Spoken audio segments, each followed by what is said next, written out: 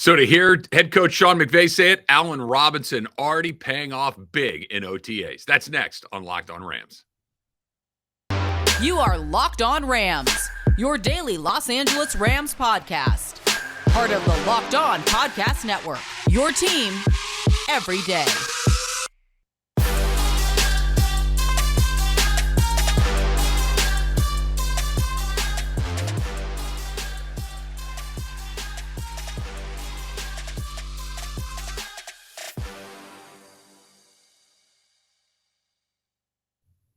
Thanks for making Locked On Rams your first listen every single day, part of the Locked On Podcast Network. My name is Travis Rogers. I am your host for Locked On Rams, as well as the host for your Rams pre- and post-game show on their flagship station, ESPN 710 here in Los Angeles. I also host the Travis and Sliwa show on the very same station, 10 a.m. to 1 p.m.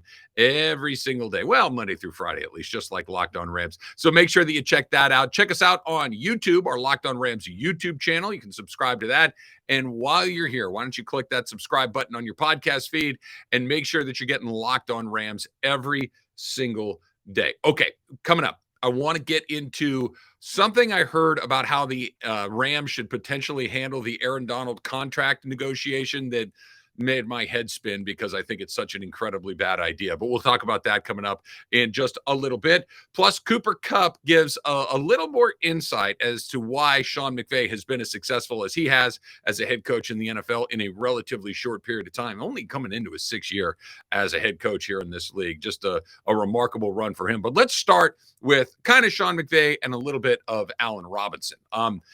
OTAs are underway. Matthew Stafford is still not throwing. We talked about that on yesterday's Locked On Rams episode. Again, another good reason why you got to make sure you click that subscribe button every single day. But Stafford's not throwing, but the other quarterbacks are, right? Obviously, you got John Wolford, you got Bryce Perkins, you got these guys that are in there throwing some passes, and Allen Robinson has been performing particularly well, that according to Sean McVay. Here's what he had to say about him through the first couple of days of OTAs. He's a stud. I've been so impressed with his overall professionalism day in and day out. He's got a great way about himself. He went on to say he's locked in the meetings, and I think that the first thing that stands out is the body control for a bigger receiver.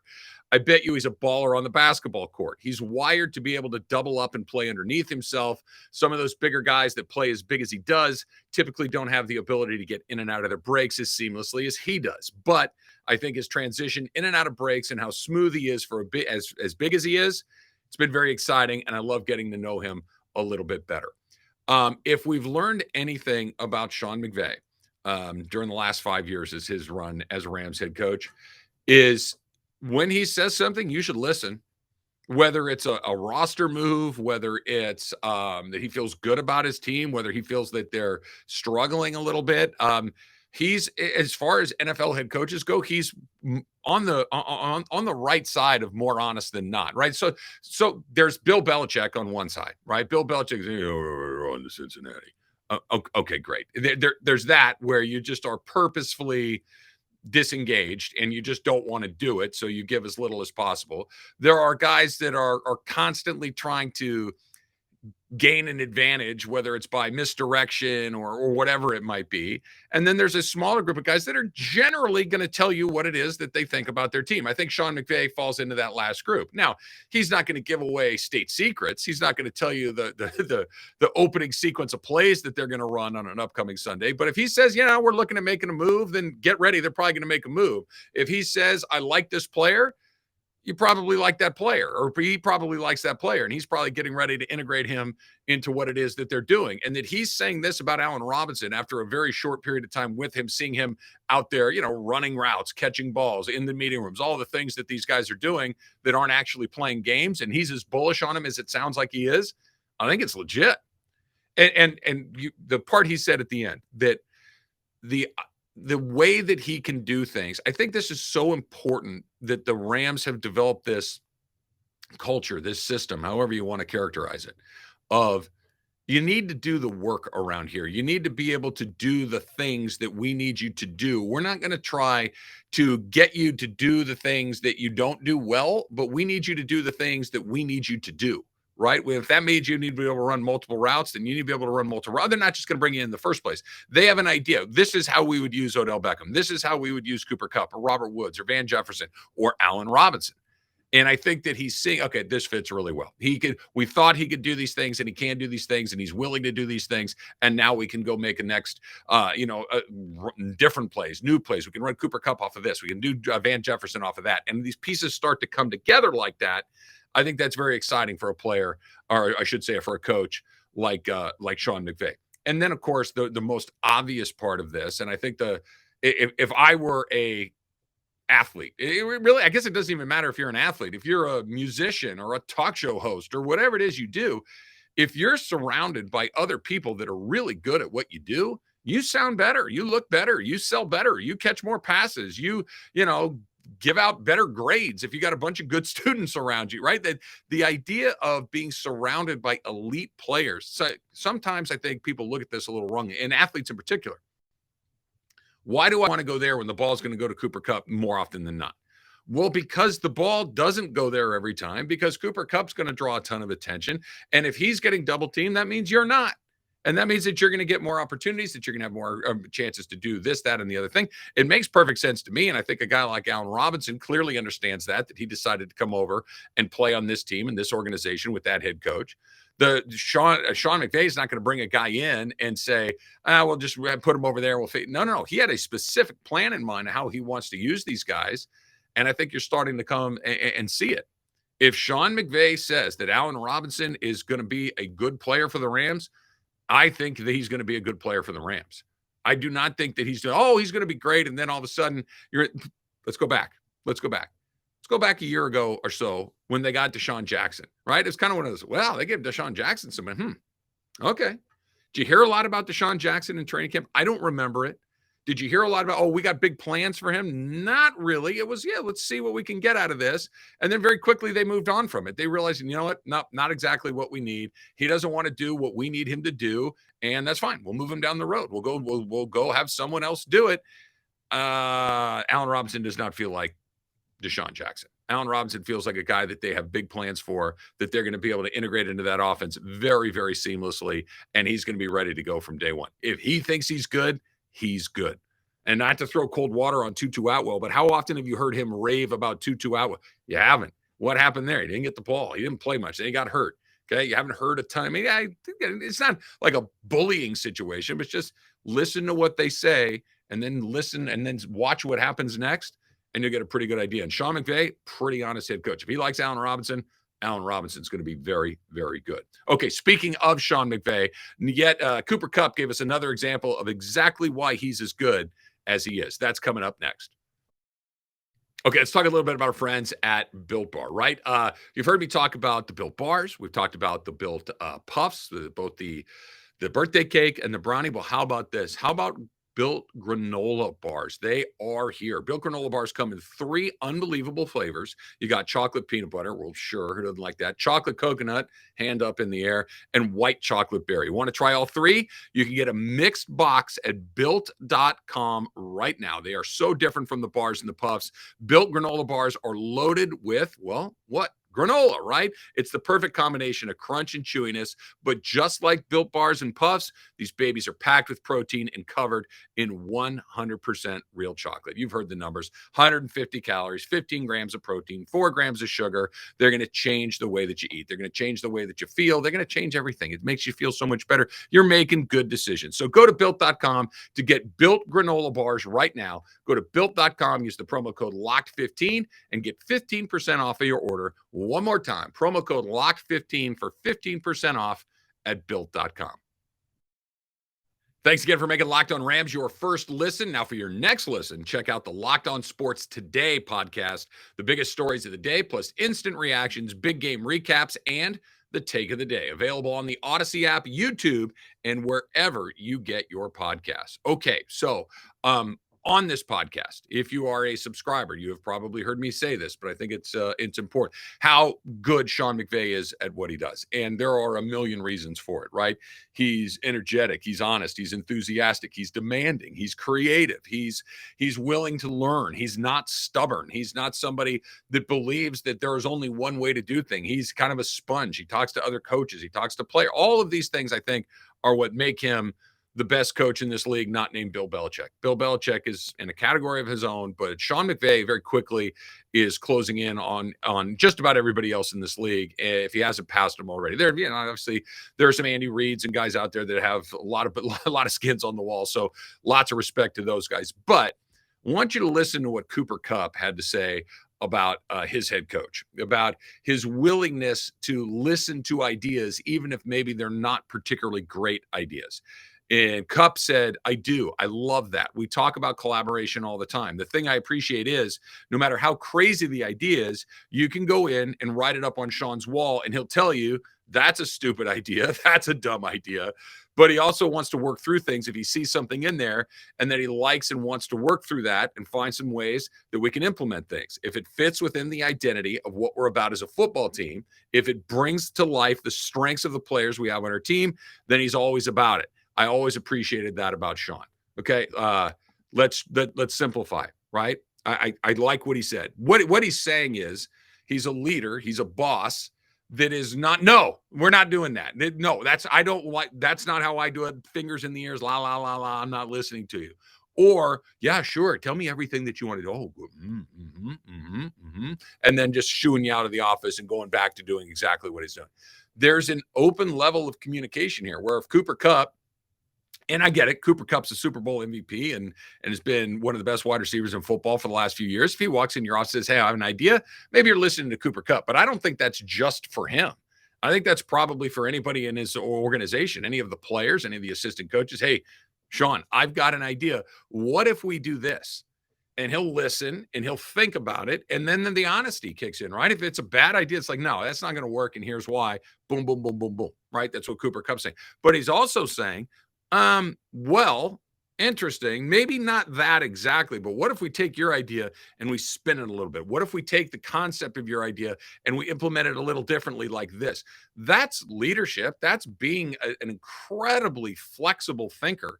And I want to go to a different sport very quickly. Think about, and maybe not in the last year or two, it's not the perfect example, but over their run where they won 5 NBA championships, right? Think about the San Antonio Spurs. Think about how they won those games. Think about how they would win all of those championships and all the different great players that they had come through. It was never just one thing. And then even after Tim Duncan had left, they're still we'll play a little faster, we'll play a little slower, be more defensive oriented, offensive oriented. You kind of go with what you have available to you and different ideas. You're a Team USA, and you just bring all of these ideas from everyone else. And all of a sudden, you've got your own philosophy that's a little bit over here, a little bit over there. I bring my own things to the table, and Cooper Kupp brings me an idea. Aaron Donald brings me an idea. The next thing you know, I've got the brightest minds bringing me their stuff. And you don't have to take it all in, but if you listen to it, you're going to find some things along the way that are game changers. And I think that's what Kupp is saying. Sean McVay listens.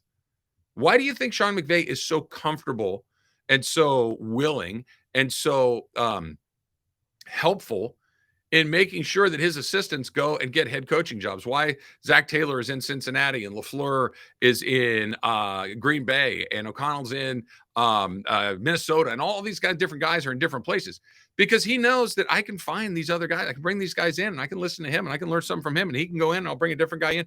He's willing to listen and think and change and be fluid and all of these things that you typically don't hear from other coaches. I mean, the caricature of a coach is that this is my way and this is how we do it, and you just stay over there and you run the play exactly how I drew it up, and I don't want to hear, my friend Keyshawn Johnson, he's talked about this a bunch. We'd say this. My co-host on the Rams pregame show, Kirk Morrison, has said the same thing with some of the coaches that he had in his NFL career. Sometimes these guys will give you something, and the players look at it and go, well, that's not going to work. Oh, no, it will. And they're saying, Coach, I'm telling you, I've been in this league a long time. This won't work. I know how the league, and nope, they don't want to hear it. They want you to do there. And then they go out there and they run it, and guess what happens? It doesn't work. I don't think we're going to get a lot of that with a guy like Sean McVay. I think if we were going to see that, we would have seen it and heard it by now, and he certainly wouldn't have had the success that he's been able to do. Listen, take it in from every possible place. Make Cooper Kupp feel like he's a part of putting this offense together. He probably has a pretty good feel of what is and isn't going to work. And you develop this trust between your players and your coach that, look, I can bring him something, and if it doesn't work, he's not going to kill me. Maybe we'll use it, maybe we won't, and vice versa. So when he comes to me and says, I want to do this because I think that I'm going to listen, I'm going to try to go implement those things. Trust goes a long way, and that's basically what Cooper Kupp is getting at, is you have to trust your people. And I think Sean McVay trusts his as much as anybody in the NFL, and I think the proof is in the pudding. Okay, there's a theory on Aaron Donald going around that makes me want to bang my head on the desk. I'll tell you what it is coming up next. So the Rams and Aaron Donald are still, and I've been struggling with the right word to put in here. I don't want to say it an impasse. That suggests some sort of hostility. That it feels like it's stalled and it's not moving. I don't want to say in a disagreement, because the same reasons. It feels like it's not quite to that level. But the Rams and Aaron Donald are currently negotiating a new deal for him, and it hasn't gotten done yet. And let's go back to right before the Super Bowl, when there was the report Rodney Harrison mentioned that if they won the Super Bowl, maybe he'd want to retire. And then Aaron Donald has a bunch of champagne and tequila at the parade and run it back. And then there's the profile in Sports Illustrated about how he really did consider it, but he still wants to play football. And here we are. He would like a new deal, and I'm sure the Rams would like to give him one, and I'm sure Aaron Donald would like as much as he could possibly get, and they're negotiating. Fine. I fully trust that this will get done. I just can't imagine that Aaron Donald wants to go anywhere else. I can't imagine that he doesn't want to play football anymore. And I can't imagine that the Los Angeles Rams are going to put themselves in a position to alienate the greatest player in the history of their franchise. And that's exactly what he is. So I don't think that any of those things are going to happen. But I did hear this, and I just stopped me dead in my tracks. And that was, what would a team like the New England Patriots do if they were in this situation? And obviously, I think you know what that means. I think, it means they may say, hey, look, and this is what we have budgeted for you. You can take it. We'd love to have you. But if not, happy trails. We'll catch you down the road. They've done it to a lot of guys. Shoot, Tom Brady's in Tampa, right? Willie McGinnis, was great and left. Richard Seymour was great and left. A number of their defensive backs were great and left. It's how they run their operation, right? We have an idea. We're willing to pay right up until you want a little bit more than that, and then we're going to move you down the line. The Dodgers, to go mix sports again, through the 70s and 80s, were arguably better at this than anybody else, which was, I'd rather move you a year or two early than a year or two late. I'd rather get out while the getting's good. I've gotten the vast majority of your best play. I'll let somebody else pay you for what's coming next because I already got the good part. Okay. I think that is an interesting way to do it, but there have to be exceptions to the rule. There have to be exceptions that you make that maybe aren't perfect business decisions, that might not be perfect football decisions, but that are decisions that are inherently in your best interest and the health of your team and the health of your fan base. And I'm not just talking about the other guys that are lining up to play football. I'm talking about just up and down the organization, from trainers to coaches to administrators, everybody. And there have to be exceptions for guys like Aaron Donald, for guys like Clayton Kershaw, for guys like Kobe Bryant, for guys that are not just good players in the moment, for guys that are just not maybe going to go to the Hall of Fame, but guys that are the face of your franchise, that guys are so closely associated with your team over a long period of time and sustained excellence that the idea of them being somewhere else is just untenable. And I can't imagine that the Rams aren't in that spot. I can't imagine that the Rams aren't exact, because think about what happens. Let's say you do the Patriots hardline thing. Nope, this is the number. We only think you got another year or two of high quality football left. We're going to let somebody else buy all the bad years. We're out of the Aaron Donald business. We'd love to have you at this price, but not a penny more. What does that tell everybody else in that building? Now, I get it. The NFL is a tough business. Pro sports are a tough business, ruthless. How can you help me? Great. We'll take care of you. Can you not? Nope. Boom, gone. Can somebody else do it cheaper, nearly as good? Okay, boom, gone. I get it. I get it. And I think that every NFL player kind of understands the rules. Robert Woods is a really good example of this. Robert Woods was a real player for the Rams for a very long period of time and was kind of one of the faces of the organization. Robert Woods is not Aaron Donald. You can make a tough decision with Robert Woods, and everybody kind of understands, it's too bad. He's got to go somewhere else, right? Matthew Stafford is a great example. Matthew Stafford in Detroit, right? I got to go somewhere else. Like, you guys we're not winning enough here. I got to go. And everybody in Detroit kind of got it. Aaron Donald's special. Aaron Donald's Kobe. Aaron Donald's Clayton Kershaw. You can't let that guy go. Everybody else, but if they're going to do that guy like that, what sort of chance? And now it's every man for himself. And it kind of is already, but that takes it to a whole nother level. If you've been lucky enough to go to SoFi Stadium or Coliseum for Rams games over the last few years, look around. Which jersey do you see more than any? It's Aaron Donald. Yeah, a little Todd Gurley over here a few years ago, a little Jared Goff over there. Sure, there's Cooper Kupp and there's Matthew Stafford, and there's some other guys that you're going to see. You know, there's a Jalen Ramsey here and there. Sure. The vast majority of it is Aaron Donald. He's your guy. He's your Kershaw. He's your Kobe. You do not do a game of chicken with one of these guys. Not him.